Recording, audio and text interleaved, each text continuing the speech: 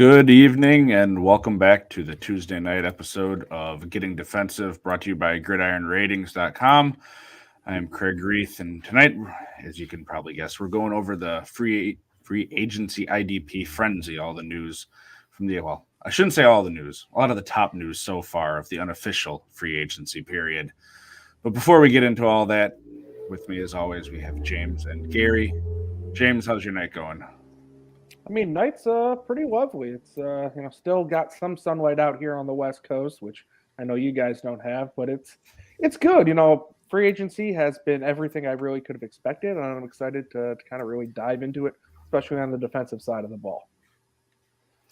And Gary, I'm sure you're getting ready to talk about Mitch Trubisky and the Steelers and all that. No, No. How you doing, Gary?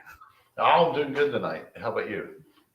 Oh, I'm doing all right. The kids are on spring break this week for me, so it's a little bit more of a wild mess here at the house. They're still not in bed, which is past their normal bedtime. Bring them of course, probably for the best not to do that, so we don't get even more sidetracked.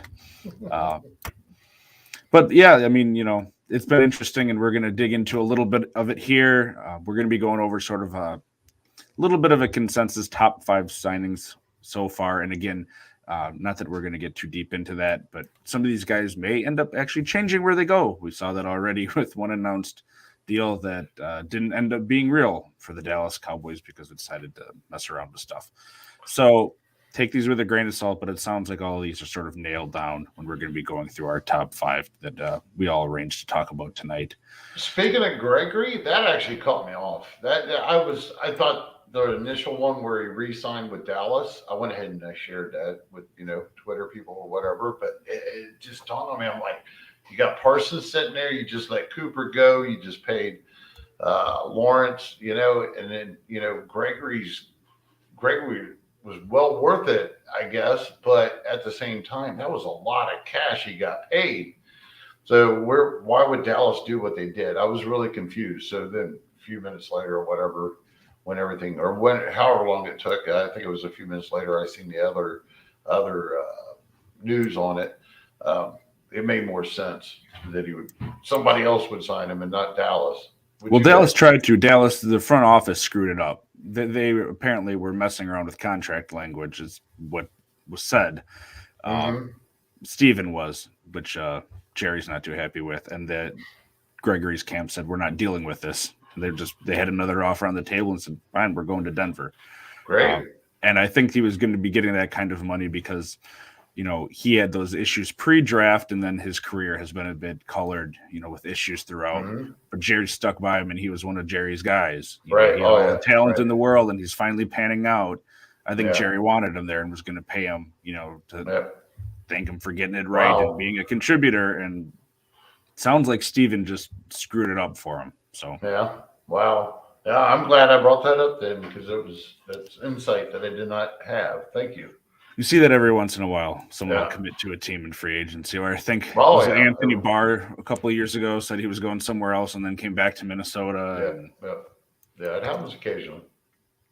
So we are going to get background to why. Yeah, well, there's always two sides to it. So who knows what the other side will come out saying actually happened. And I trust Randy Gregory's camp a little bit more than Cowboys front office at this point myself. But so on the Tuesday nights here for a little while and Thursday night, we're going to be discussing some of the top signings and how they could potentially affect your IDP teams going forward.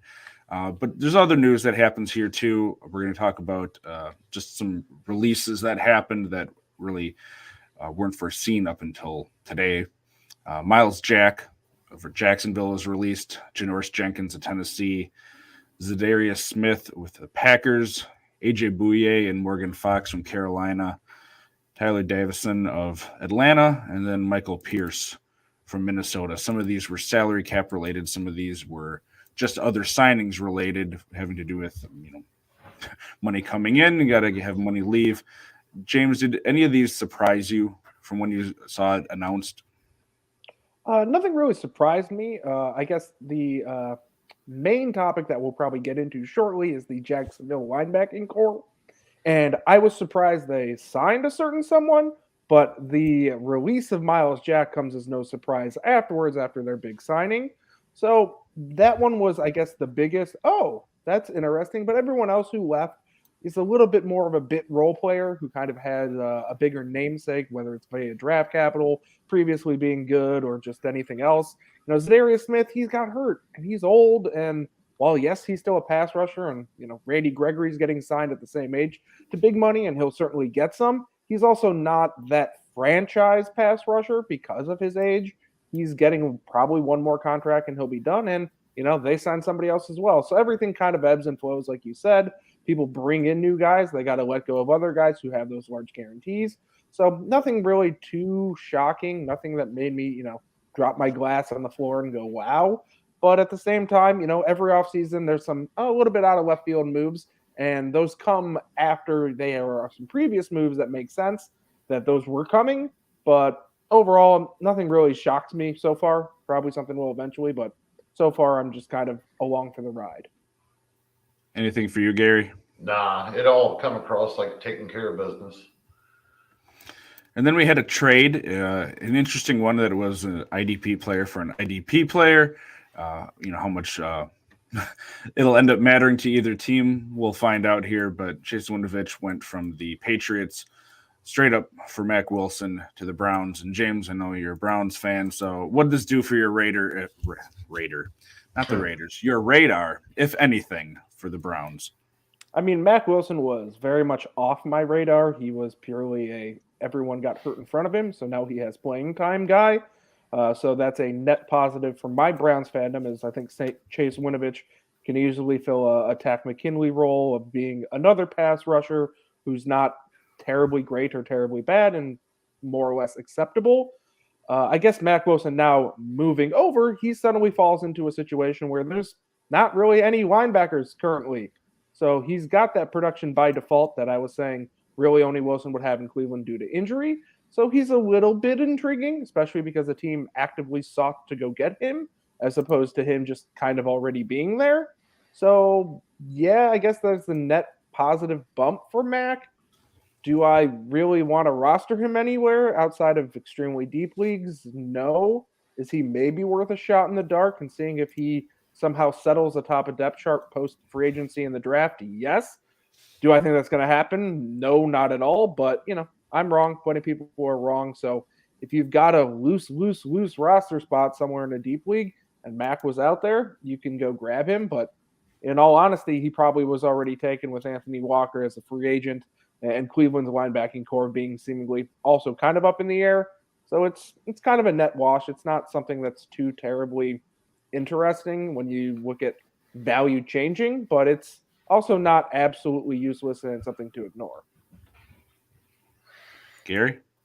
When it comes to, what was his name, went to Cleveland, I mean, it's probably nothing to see there.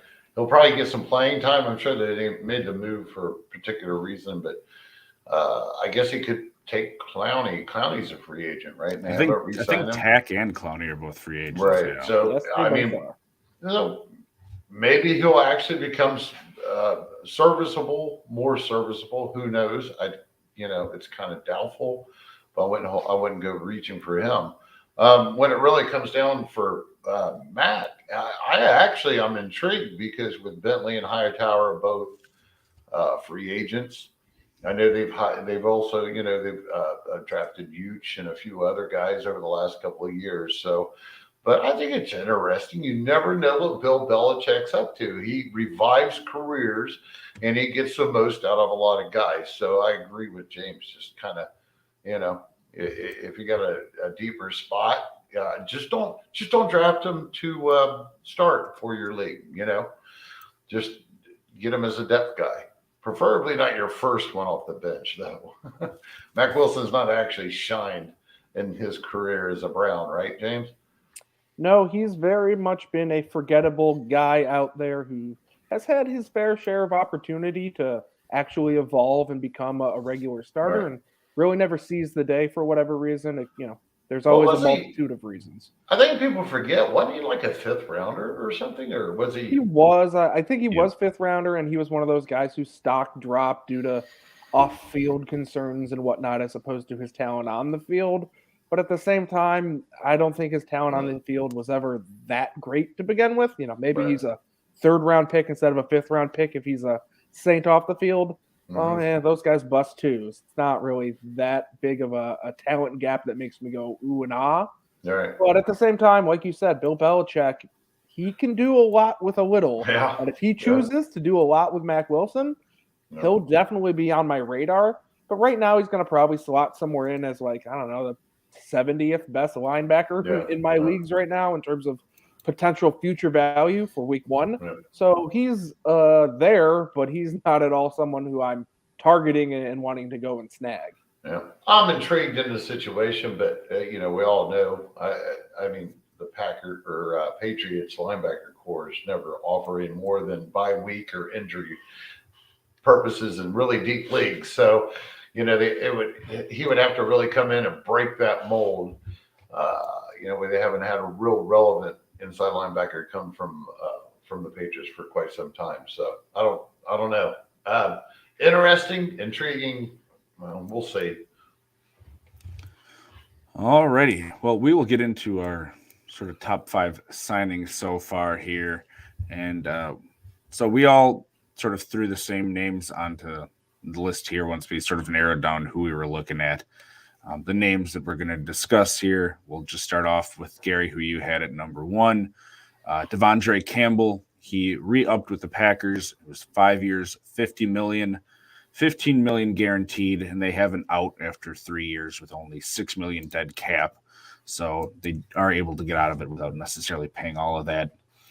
Other inside linebackers really that he'd be competing with, it's Ty Summers and Isaiah McDuffie. So they really did not have anything else besides Campbell. So Gary, I know you had that as your top guy here. Is this just sort of solidify that you're thinking he's going to be the man in the middle and sort of have that high level of production with that inside of the Packers defense? Well, I think for me, having him number 1, it didn't really matter. I guess I didn't think so much about ranking as much as getting these guys, but he did land in that first spot that I listed because I was really intrigued if he left about the whole situation, because we know that that's a prime position that he played for them last year. And he come in and revived his career. I mean, after what happened in Arizona, he really did revive his career, and he did it for him. And they've been lacking what he brought, the leadership, the capability. So I mean, I don't think that there's any competition for him. I think this is his team. I think he's going to roll, and he's going to be that same top 5, top 10 option. I mean, we've seen it out of the position before Campbell with Blake Martinez, AJ Hawk. It was always a really productive position until they got into the last couple of years and swing and a miss with Kirk or Christian. Christian, I think they were swinging and a miss Christian with that. Kirksey, yep. Yeah, and then getting Barnes was really appealing, and he should still be on the team, right? I don't think so. No, he off there too. I knew Kansas City. Or remember when Warren Burks was Warren Burks signed with the 49ers. Yeah, remember when he was a thing a few years ago? Yeah, he was a third-round pick. They had a lot of hope for, but he couldn't stay healthy. Right. And it started about then that they haven't really done anything until they got Campbell in there. And the stability he brought to the position, it showed in the IDP. I mean, the stability, the position is back. It's got a guy they paid. I'm all aboard. He's staying right where I had him in my rankings, which at the moment I don't have in front of me, but I believe it was in the top 10. I'm not 100% James, sure. How are you feeling about it? Yeah, a few weeks ago when we were discussing our top inside linebackers, Gary and I kind of had dissenting opinions with Campbell, as Gary felt that, Green Bay would kind of been foolish to let him go, and he had earned his paycheck. And I had simply said, I don't really think he's going to get paid. I think that Green Bay just doesn't want to do that. They haven't done that historically. And looks like I ate crow on this one as Gary took the W. But, it's really just surprising to me that Green Bay decided to pay him prior to having Devontae Adams paid, if we're going to frankly sneak in a little bit of dirty O. I'm just not at all ready to believe that Green Bay wants to bring guys in from outside the organization, not have them be beyond a 1-year make good deal, and then let them go get paid somewhere else. But they did it. So, my expectation doesn't matter. It is what happened. And Campbell is definitely firmly going to be inside my top 10 in redraft. In Dynasty, I don't know yet. Maybe he's just on the outside looking in. It's tough to say just because we still have a lot more pieces to fall. But definitely, I don't think he was going to land anywhere better than going back to Green Bay. He is going to be somewhat older. He's 29. He's not the youngest tool in the shed, but he's not at all at an age where linebackers just fall off because of age. We've seen Bobby Wagner be elite, and he's going to be 33 next year, so that's the full length of that contract, even though it seems like it's likely designed to be a 3-year deal. I'm pretty interested in seeing what Campbell does, especially in tackle-heavy leagues. He should more or less repeat what he did last year, which was be very, very involved, and there's no other linebackers there. They're likely to probably draft someone, maybe bring in a few cheap guys to fill out that roster, but there's not a whole lot going on there. So Campbell seems to be far and away a very, very, very safe floor, barring injury, of course. And it's really just a great landing spot. It's not a new landing spot, but it's still great. All right. Well, we're going to go to you, James, for this next one here. He was again, these aren't official, free agency because there's guys we're not going to be discussing tonight that could be another thing going on right now that we're not even aware of. But, people over the past 2 days that have signed that we felt would have a high impact here. The next one going from Atlanta to Jacksonville, Foyesade Oluokun signed a 3-year, $45 million deal with $28 million guaranteed. There is an out after 2 years with only $4 million dead cap after that. There is a little bit more of the linebacker core on this team with Shaq Quarterman, Dylan Moses, Chappelle Russell, Jameer Jones, and Elijah Sullivan, which when you're hearing about names, those really aren't names that even in your deepest of deep leagues. If you pay attention to the draft, you've probably heard of Dylan Moses because he was some high recruit coming out that ended up going undrafted for a variety of reasons. Then you want to look at Atlanta on the other side if we're talking about, people that are left over. They have Deion Jones and I think Darren Bates are the only two actually on their active roster if you want to consider it right now. So there's a little bit of a Walker. I don't know about Walker. We'll be talking about Walker shortly. Okay, they do have Walker. Yep, they have him at outside linebacker, but he's only in his 3rd year. And then there's 3 others. What are you thinking about Oakland down there with Jacksonville? I apologize, man. Oh no, you gotta pipe in. You gotta pipe in. But I was super high on Myles Jack coming into last year. If you want to go and dig deep into the tape, I had him as my 10th rated linebacker.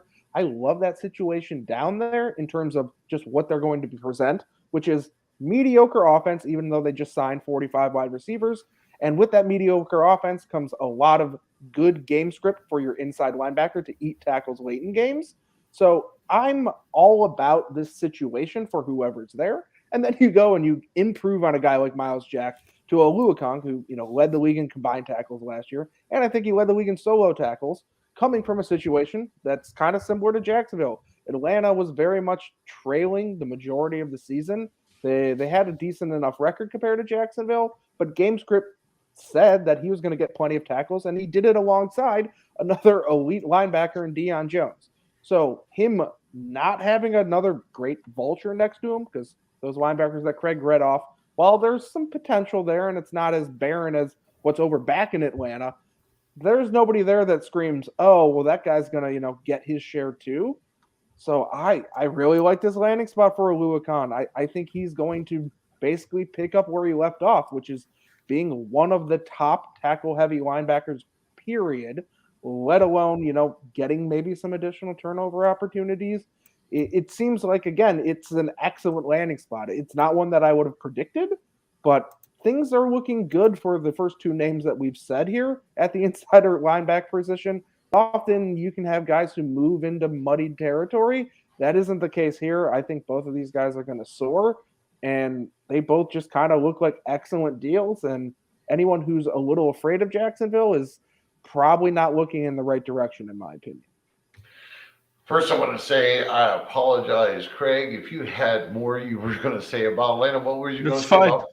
Well, what was you going to say about Bates or them? Well, I couldn't hear what you said. I apologize. No, I was just saying the names. Yeah, for outside linebackers, they had other guys listed. Just for the inside guys, it's like Deion Jones and nothing else. All right. I'm actually really curious what you think about Oakland going down there, which I probably just pronounced his name wrong, didn't I? Close enough. We know who you mean. Well, yeah. I think for our purposes, it's a good signing. I don't know that it's going to actually end up panning out, and we know PFF grades aren't the be all end all, but he was like terrible last year when you look at it, how his play was considered on the field for Atlanta. He wasn't a high drafted guy. I think he was like a 5th or 6th round pick or something like that out of Yale. He sort of came up out of nowhere a couple of years ago, and he's produced well for us. And I think that will continue in Jacksonville because I think there's sort of teams going in opposite directions, but sort of in the same hemisphere where, Atlanta's coming down from being good, and Jacksonville, it seems like the place they can go is up, but neither team is very good overall from what we saw last year. And I think that'll more or less continue this year. So he's going to have opportunity. They're paying him to be the guy, and there's really no one else left. So I do think he's going to be great, but I don't know that if you're looking for dynasty purposes, he's someone you want to invest a lot of draft or trade capital in, because I could see if he just ends up continuing to rate poorly with his play, that he doesn't last anything beyond those 2 years, and then he goes to sort of more of a lower tier player. But right now for redraft, certainly all of James's points I agree with. Yeah, I like that dynasty outlook because, I love Foye. The guy really produced in Atlanta, but he's not going to have the same ceiling and combined tackles that he had. So he's going to be relying more on that poor grade. And we're talking not poor grade, but just below average, I believe it was, grade that he had on the field. He's allowing a lot of receptions and such. But I think that him switching to Jacksonville, I'm concerned he's going to drop down in my rankings. I'm concerned he's not. I don't think they're done for one. For one, who are you sticking in next to him? So they still need to come up with another linebacker, whether they're going to draft one or whether they're going to go after another free agent. I think Jacksonville, even though it's a bunch of slot receivers that they added, I think that they're going to improve on the field in year 2 under Trevor Lawrence. Yep. Yeah. So I do know a little bit of Dirty O, but I think it's going to be a little bit better situation overall, to where he's not going to have the same opportunities he's had for the last 2 years like he has with Atlanta to just consume over and over that production. So I'm a little bit nervous about it. I'm still willing to take him, but I wouldn't be surprised in the long run for this next 2 years, or longer, that he levels off as just a lower tier guy, just a regular linebacker 1 for us. I don't think you'll see that. It's 180 combined tackles, and that's a lot of cushion in that box score on a key thing. And it's just going to be hard to repeat. So I'm pumping the brakes on him a little bit. Yeah, last year he had a 46.5 overall rating. His highest was coverage, which was a 54. Man, you want to hear something sad? Look at Miles Jack, because he had a 37. Well, Miles Jack, I think I saw somewhere that he didn't have a tackle for a loss, a sack, a turnover, anything besides just tackles last year. And to your point about Jacksonville, they have picks 33, 65, and 70, because I don't think they're taking one at 1 overall, unless they would trade down or something. But certainly, there's enough linebackers of interest that they could be taking one. And if they don't sign anyone, I would have to expect it with one of those picks. And when there's still meat on the bone out there on the free agency too. So there's a few serviceable guys. Is Anthony Walker, is he signed this year with Cleveland too? Or is he a free agent? As far as I'm aware, he's a free agent and he still hasn't been touched. So he could come in and, to your point, there's going to be another linebacker who steps up, whether it's someone on the roster currently or whether they go and draft someone or they go sign someone. there's going to be someone there who, takes some of that meat off the bone, to use your phrase. But at the same time, I really don't think that's going to take enough meat to hurt Oluokun's fantasy value. And I will agree with you guys that, Oluokun is not as good of a real life linebacker as he is a fantasy linebacker.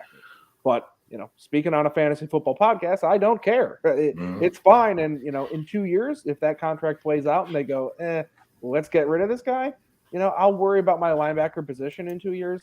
That if that negative scenario plays out, but I still get a positive game this year and next year, that's fine by me. When looking at things from a dynasty perspective, outside of the elite guys, everyone has that type of shelf life. Everyone can grade out well and then grade out terribly very soon thereafter. So you're really kind of looking at age as the really only net positive when you're thinking long term. And unless they're elite, it kind of doesn't matter what my 3-year outlook is. I'm looking 1-2-year outlook tops. That's my general consensus on how I'm going to deal with my IDPs in Dynasty, unless, again, you're talking deep, and maybe, you can never find anyone like even a Dylan Moses on your team. But for the vast majority of our IDP players, year 3 doesn't really matter. You'll figure that out 3 years from now. It doesn't factor in that much for me. With that point, go ahead. What was I going to say? I hope I'm wrong.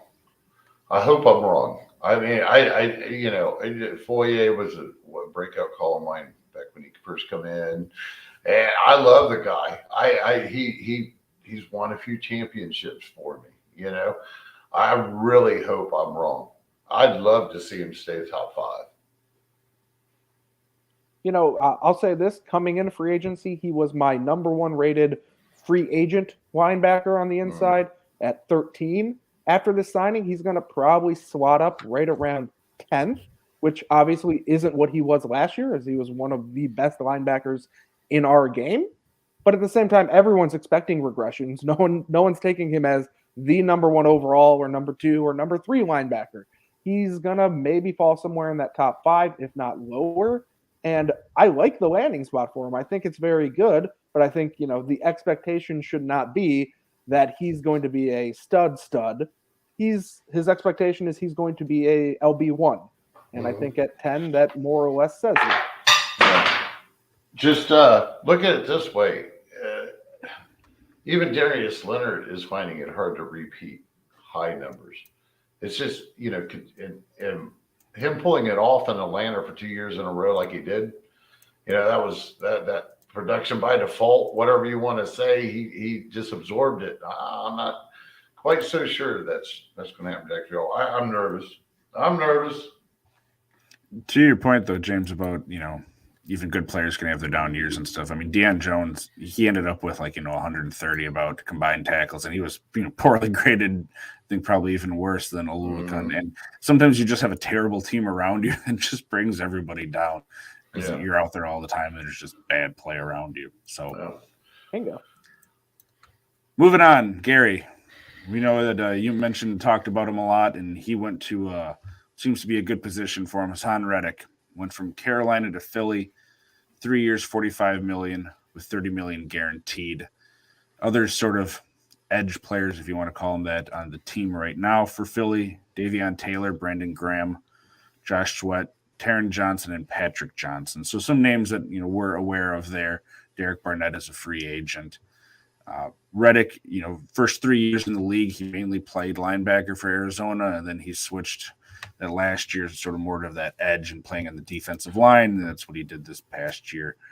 We're looking at Carolina, so it seems like they're going to be using him more like that. It would make the most sense. You don't want to just throw him in to be a linebacker where he wasn't productive. He's proven himself to be a useful edge guy. Gary, how you liking the fit here with Philly? I am. I mean, it's just as good as what it was to me with Panthers. So I think this is going to work out well.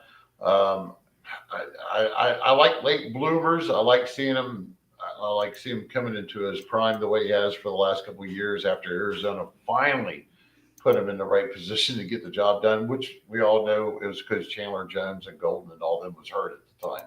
So it's kind of a fluke that he got his chance for this to showcase himself, and probably why he got pretty much a prove-it deal. They got him pretty cheap last year for the Carolina. Yep. And Carolina already, the way the whole situation that I've read is that Carolina wasn't going to be able to match anything worth anything for whatever reason. So they had already kind of decided to part ways. And Philadelphia, I believe, is his hometown. So they got a nice, he might have been able to squeeze out a little bit more. Maybe went with another 1-year contract if he could do this, hit that near double digit for the third year. The only concern I had at first was I was sitting there thinking, okay, are they going to put him, down in the dirt all the time? Is he going to have his hand down in the dirt all the time? Is he going to be able to rush, from like an outside linebacker position instead of, but reading into it and everything, I think he actually is going to probably play a very similar role to what he did with the Panthers as Philadelphia's Sam linebacker and base defense. And then when the nickel comes in, he'll go up there and be 5 wide and 4 wide. The way they run that defense, they can run anything from that 9 wide to the 5 and use him every down. I don't think it's going to be one of those situations where in the past we've seen some they usually have one full-time guy. Then they have another guy that if he is any good, he might hover around that 70 to 80% snap counts. I think Reddick is going to be on that field a lot, and I think he can do what he did last year. That's all he really needs to do. I think that what I was confused about was some people didn't like the signing, and he's a bust. How can you call the guy a bust? I mean, he's been getting it done. He's proved himself. I don't care who he's played or whatever. He's well worth the money in my sense. But I don't think he'll ever be top 15 or not. I'm sorry, top 5. I don't think he's ever going to reach that. We're just going to see the same play out of him we have. Would you still have him in your top 5 sort of edge guys? Or are you going to have him a little bit I lower? thought I had him like right outside of 5. Well, when we did him on 2 weeks ago, you had him at 5. Okay. Yep. Sounds good. He's right there. Yeah, but I explained between 4 and 8 on that list, wasn't it? That I was like, or was that the interior DL? I can't remember. But we know the exact number doesn't really matter that much, but he's still up there for you. Yeah. Right. He had Harold Landry right in there, and then Barrett too, right? Like 1, 2, 3. Yeah, Reddick, Barrett, and Landry. Maybe that's what I said. They're pretty well interchangeable for me going into this year. But yeah, I'm all right with it. James, neither of us had him in our top 12 as we did it. Do you feel with this landing spot he might make it up there now? No. He's landing in a spot where he's going to get playing time, so that's very nice, and that's good, and he's getting paid like a guy who obviously should. But that was the expectation this whole time. I don't think anyone was expecting Reddick to just kind of fall by the wayside and not be a guy who went and got his bag, so to speak. At the same time, that Eagles defense is not something that I particularly love. And he's not someone who I think is going to replicate what he did in Carolina, despite that Eagles defense being, relatively similar to what Carolina was last year. I think Carolina was a low probability scenario that worked out very well for him in terms of those sack numbers. And I don't expect a repeat in Philadelphia. So he's not really going to probably move from where I've got him, which right now is at 13. And really, he probably will slide down once everything's all said and done and we get some new drafted players and whatnot. I don't think he's going to really be sniffing my DL ones or edge ones or whatever it may be. I don't really love it. I can't complain about it, but also it's free agency. There's very few landing spots where people are going to sign and we're going to go, oh, that's awful. Like that doesn't really happen because it's the land of opportunity because there's so many less people on a depth chart right now. And I think Reddick certainly is going to get his playing time, but is he going to get his production? That's something I kind of doubt. We don't get to do this very often on the show, so I'm just going to throw in some breaking news for Gary. Not that it's the biggest thing in the world, but Marcus May signed with the Saints. So they replaced Marcus Williams. Yep. 3 years, $28.5 million with $15 million guaranteed. We don't know all the outs and all that, but again, breaking news for all of you watching. So now we've got to do that. Can mark that off my live show bucket list, as it were. But sticking in the secondary here, Justin Reid, we all had him thrown on there. He goes from the Houston Texans to the Kansas City Chiefs, who appear to be moving on. Ron Matthew, Reid is getting 3 years, $31.5 million with $20 million guaranteed. Sort of, you see with a lot of these contracts, but he's got an out too after 2 years if they want to for $3.5 million. They have Brandon Dandridge, Devon Key, and Juan Thornhill as their only other safeties. So clearly they're going to be doing something in that secondary there. Gary, is he the guy that you think is going to be the one to own in the secondary for KC? And do you like the fit? I mean, as that depth chart stands right now, it definitely would be. Well, right. But we've got to assume they've got to be doing something else. They're going to re-sign somebody. I'll be shocked if they let Sorensen leave. I mean, it's like Reid cannot quit doing Sorensen. He's like addicted to, like he's a candy bar or something. But either way, as it stands, definitely. I don't want to make a call on him just yet. He didn't grade out very well last year. Of course, it was in a terrible circumstances within that Houston defense and how things were taken care of there. And he'd been productive in the past. You know, and you keep hearing about how he's going to replace Matthew, and he's going to be in this defense that made Barry famous. And I'm thinking, you know, it's not the same defense when Barry was there. I'm pretty sure it wasn't the same defense that they run now. And at the same time with Matthew, this past year, he ended up, a low DB2 in most formats or something. He had a couple of hot games, I think, but I don't think he never sniffed like the upper tier at all, if I remember right. I didn't own him. So I'm not too enthused. It kind of goes with how the linebackers come across for Kansas City for me. I love the guys as talents, but I'm afraid to full-fledged dive into them, just knowing the situation on how Reid goes and the history of how that defense, you know, does produce people or IDP players. You know, I don't see it. I don't know. What do you think, James? You know, I think I like it more than you. I do agree that Andy Reid's addiction to Daniel Sorensen is troubling and likely to continue. But I also think his addiction to Daniel Sorensen is not going to really affect Justin Reid's playing time or ability to fill up our fantasy box scores. I think he's going to kind of step right in and take the Honey Badgers' place, both in terms of on the field and in production from a fantasy standpoint. I think that that's going to, you know, be a very nice match. It's not the greatest match I've ever seen, but quietly, Kansas City has like 1,000 holes on that team. They've got the greatest quarterback ever, and they've got a great wide receiver and an aging tight end. But that offense needs a lot of help. That defense is also pretty porous besides Chris Jones. You know, they've got Nick Bolton. The Willie Gays appeared to be kind of fine, but you know, their edge rushers aren't exactly the world's greatest.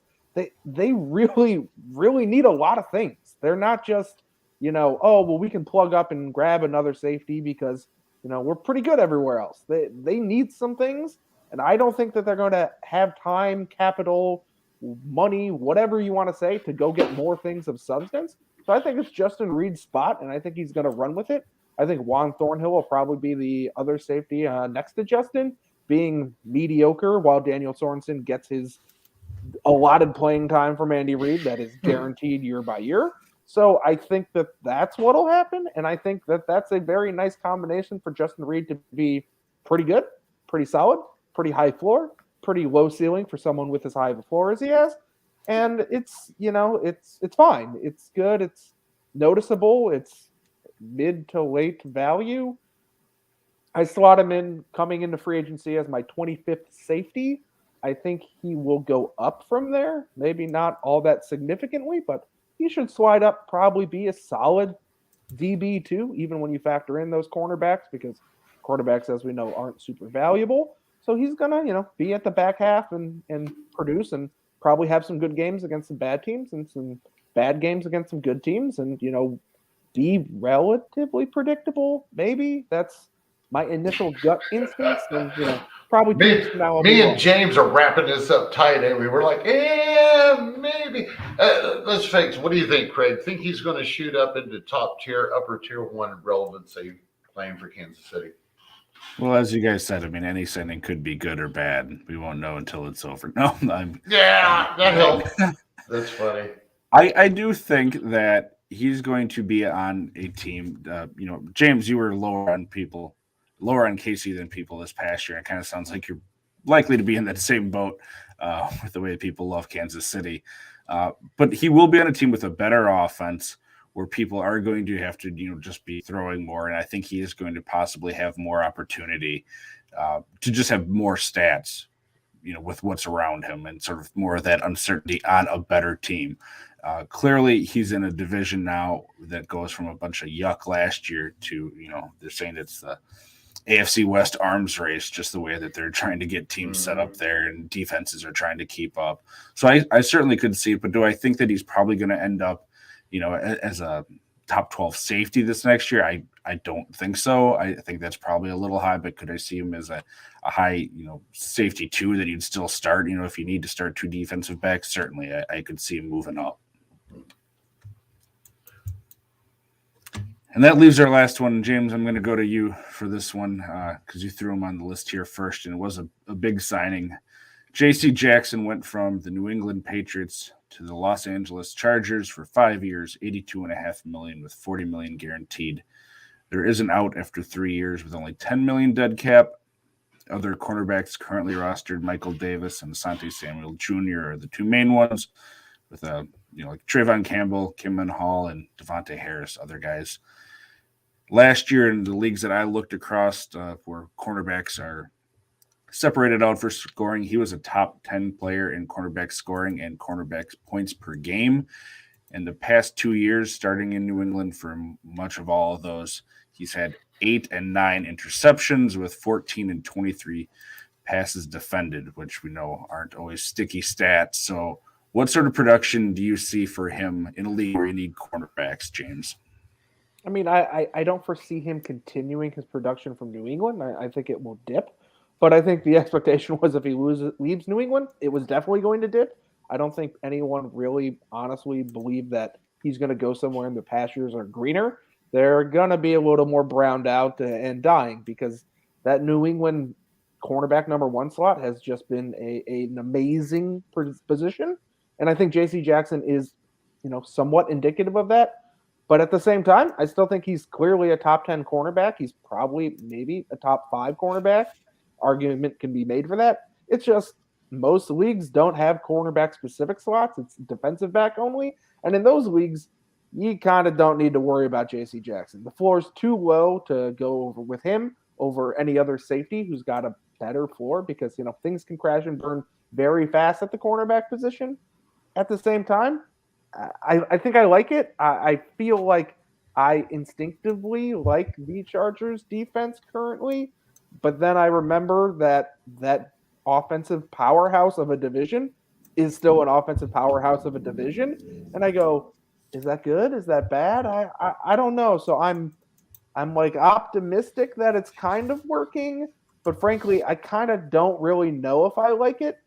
And it's hard to tell with cornerbacks because, as Gary likely is to say, they're so matchup dependent. They're so matchup dependent that the real answer is just it's matchup dependent. Even with the elite guys, it's matchup dependent. So with the matchups that he's going to be getting, I don't know how great that's going to be. I'm stuck on the fact. Now, I actually looked into this, okay, because I know this is a cornerback, but you had him on this list, so we went – we're going to roll with what I'm going to try to say. Get the guy that's across from him. I think that he showed enough elite play that it's possible that he might get tested early this season. But I go with what you're saying about that cornerback position being really highly productive for New England. And because of that, him being a good player at the same time with that position, that's how he's been able to really score up as a cornerback. But when it comes to the Chargers, he instantly probably walks on that roster right now. He's the number one guy. So he's going to should get targeted less, should be less opportunities in the sense that if I'm an opposing offensive coordinator, I'm probably going after, isn't Charles Harris still on there or unproven? Chris Harris is a free agent. I think it's Michael Davis and Asante Samuel are the two main guys as far as snaps last year. Which neither one of them have shown to be elite players either. So those would be the guys that I'd be interested in IDP at this point. You know, I really would. I would just target the opposite of probably I try to do that in any time, is target the guy that's going to be opposite of the shutdown guy or the one that they want to avoid the most. So let someone else draft him high in a quarterback required league. Yeah, and I'll go get Asante and then probably end up streaming corners anyways, so it doesn't matter. That's how to do it, folks. Don't invest. But either way, we still need to talk about him. He's an important signing, and I don't know. Are you drafting? Let me ask you two. Are you drafting him? You got to have a designated cornerback. Are you drafting him? Are you going to pay what some other owners that really like cornerbacks would want? Would you pay what they would want? No. Taking them, say, you got like a redraft with 30 rounds. Where are you taking them? Lower than whoever actually takes him. I think we're talking to the wrong crew. I need to wait until Thursday and get I'll give a little bit of dissension here because I think all three of us are play the matchups at cornerback. Mm-hmm. But at the same time, if I want to take an elite guy, I can't really think of many names I still like above J.C. Jackson. Like, obviously, Marlon Humphrey, obviously, Kenny Moore, Xavier Howard really probably is obviously ahead. I know everyone loved Trayvon Diggs last year, but I don't know how much I believe he's just going to be amazing it's the same again. thing. It happened with Patrick Peterson. It happened with, Revis Island for a little bit. You just don't throw that way. And Diggs, who's crazy enough to go throwing at Diggs at all anymore? I mean, if I remember correctly, that he wasn't that great, relative to those great names like Revis Island. He's not on their level. He was good. I'm not saying he wasn't good. You heard it here, folks. Revis is in a different stratosphere. Diggs is acceptably great. He's I don't know, a little bit worse than Stephon Gilmore at his peak. Like he's not avoidable at all costs type of good. And from at least what my rudimentary knowledge is and my statistical backing on it is he still is going to get his targets. He's not, an elite, just don't talk to him, avoid his side of the field type of player. But at the same time, he's kind of a guy I guess I want over J.C. Jackson. Maybe in a world where I want A.J. Terrell, I can still go with it, especially from a dynasty perspective. And the fact that the Falcons kind of stink everywhere, I guess. But the point is there's not a lot of good cornerbacks. And in general, I like to think that the leagues I'm in are full of people who understand this and know streaming. So maybe I, come full circle and I start finding value there. But probably for a regular listener who's in a competitive but not extremely highly competitive league, don't pay for a cornerback. Just don't do it. Maybe you can do it for Marlon Humphrey, maybe Kenny Moore. But by pay, I mean take them as the 7th IDP off the board or the 8th IDP off the board. Don't actually, invest in them highly where someone probably is just going to go grab them early. And you can make your money streaming. That's usually just the best way to do it. And not enough people do it. And people like to set their lineups and walk away. And that's not the position to do it at. Diggs, to me, everyone just fell in love with him because of those interceptions, but there was a lot of bad on the field for him too. He got targeted more this year. His completion percentage was about the same as far as last year. So last year he only played, so 2022, we're talking years ago, sorry. He played in 12 games. Last year was 16. His targets went up. I mean, he was in more games. It was only like 20. Completion percentage was about the same, and I think he had fewer tackles overall this year, and his missed tackle rate about doubled. So everyone falls in love with those interceptions, but he's got stuff to clean up if he wants to be an elite cornerback, because teams weren't just completely avoiding throwing him in all the games, because he would bite on a lot of stuff, and he gave up big plays for the Cowboys too. And when teams see that, they aren't just going to completely shy away from you, because they can know, okay, maybe he'll pick it off. Maybe we're going to get a touchdown out of this too. Good quarterbacks know how to manipulate that. So he has stuff to clean up. I don't think he'll probably ever get to Revis's level myself. I mean, Revis was just something else. Right. Hit prime Revis. But, can he be a top 10 cornerback, in terms of actual play year in and year out? I think he has a potential if he cleans stuff up. I'm just not willing to invest off of, 11 interceptions or whatever it was. That looks great. We know that doesn't generally repeat year to year. Well, IDP fans, I am happy Kraig and James brought the cornerback corner to you today, because apparently even me diving in a little bit, I'm still, hey, these corners are foreign to me. They're like bringing in an exchange student, and you got to have them for a while before you can understand what they're talking about. I'm not there yet. What I'm really interested, back on the Chargers real quick, is there's some free agency folks, but Mac signing with the Chargers, or getting traded to the Chargers. Got traded, yeah. Right. I mean, that's having Mac and Bosa as your veteran edge rushers. That's a move. That's a move. I think didn't they sign Day from the Rams? Sebastian Joseph Day, yep, and then Austin Johnson from the Giants went there too. So they're shoring up the middle of that line too. Yeah, and that was a big need for them. Yeah. I mean, those guys last year were better than they had been the previous years on the interior defensive line, but yeah, they needed to go another direction. So that ought to be. They still have, I think, was it Jenkins? I think Jenkins is still there, maybe even Tillery. I think Jenkins is gone, but Tillery's still around. Okay. They need to figure out linebacker because Kenneth Murray has looked terrible. White's a free agent. I could see that being a draft area that they invest in, or sign someone else still. But I wrote an IDP dime drop on Tranquil again. I'm actually, I think after what he went through, I think he's the guy. I still believe he's the guy. And I think after last year, returning from the injury and how they kept putting him in over Murray, and I know White ended up with most of the snaps, but Tranquil also missed a couple of games, and he was nicked up too. So I'm thinking after another, finally in this next season, I think he's going to be the guy. I think that what they simply should do, Kaiser White really had a great year last year for him. I believe he graded out well.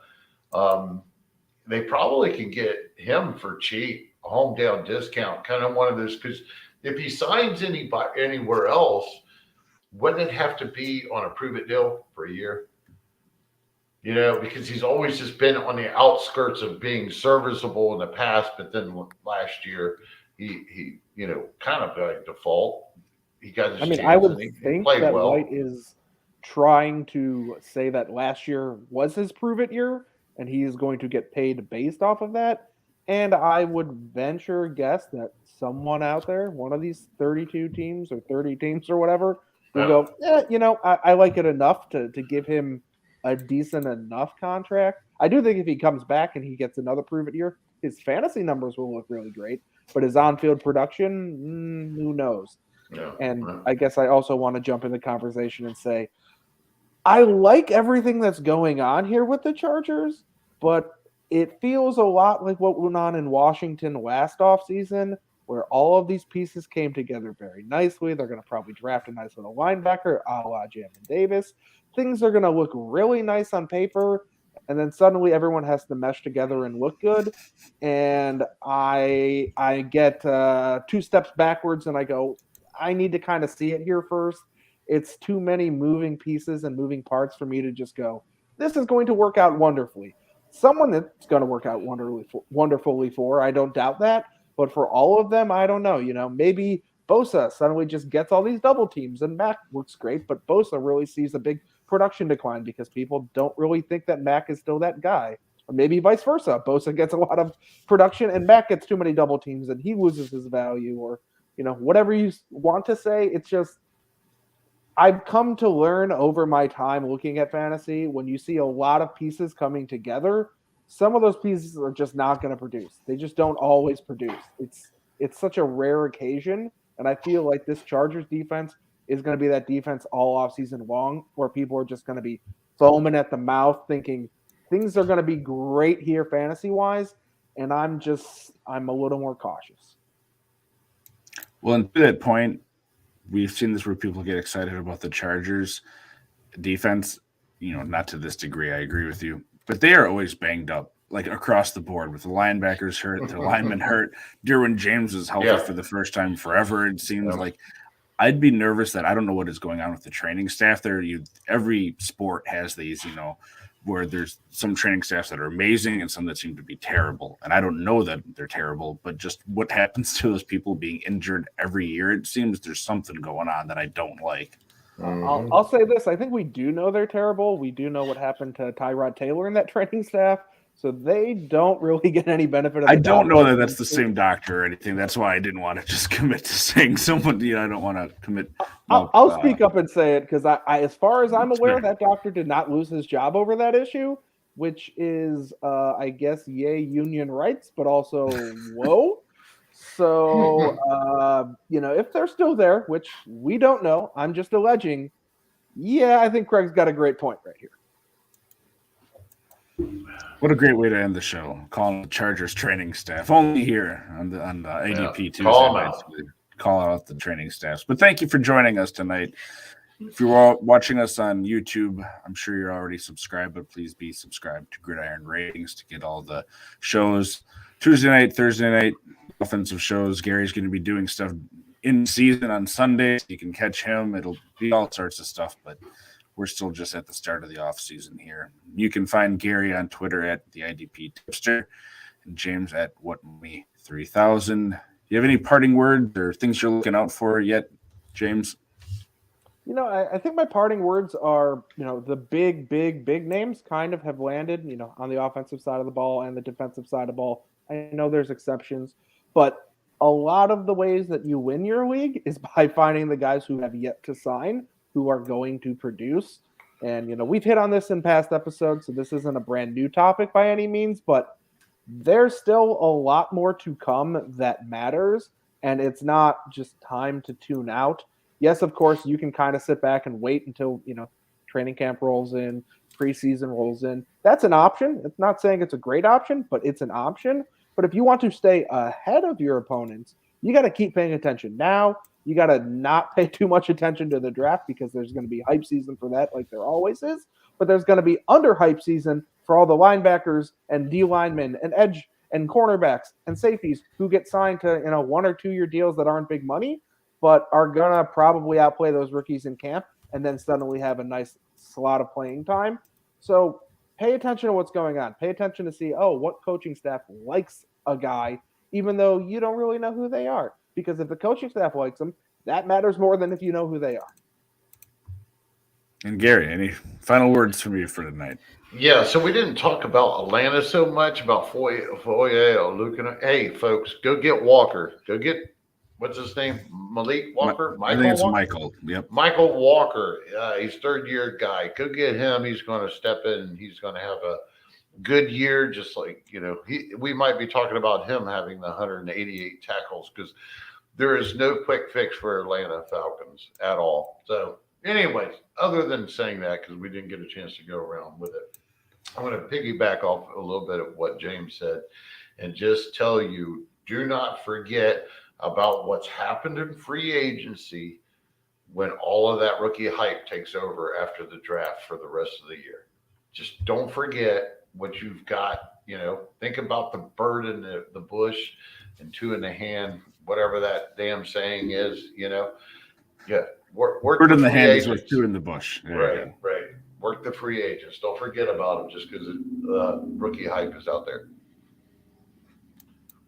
And if you need a relief from any of your rookie talk, come back and check us out next Tuesday because we're about as anti-rookie Thursday. talk this time. Thursday of the year. too. Thursday Well, too. yeah, we're getting there. I'm getting there. Thursday night, they're doing the switch away from the rookie talk. Going to be going more IDP free agents. So check it out Thursday as well. And you said that's 8 Eastern now. We're going to run this Thursday. We're going to run 8. I think we're going to run 8 for the next few. Brandon Jackson is going to be joining us probably for the next few shows. So be on there. Make sure to check him out. He's had some good, was it Keen Diagnose, I think, are the articles that he's been having. Oh, yeah. He's doing really well. Second-year players. Yeah. So check those out over at gridironratings.com, where you can find Gary and James's stuff as well. James, you can find on Twitter with all sorts of new rankings he's been putting out with readjusted stuff. So go argue with James on Twitter about his rankings and his tiers. Yeah. He loves that. Right? He loves the interaction. And hey, catch us tomorrow. Me, Brandon Jackson, tomorrow we'll have an IDP dime drop, and we're talking Colts defense. All right. Well, for all of us here, thank you again for tuning in. Thank you for hitting like and subscribe and the notifications. And we will see you next week.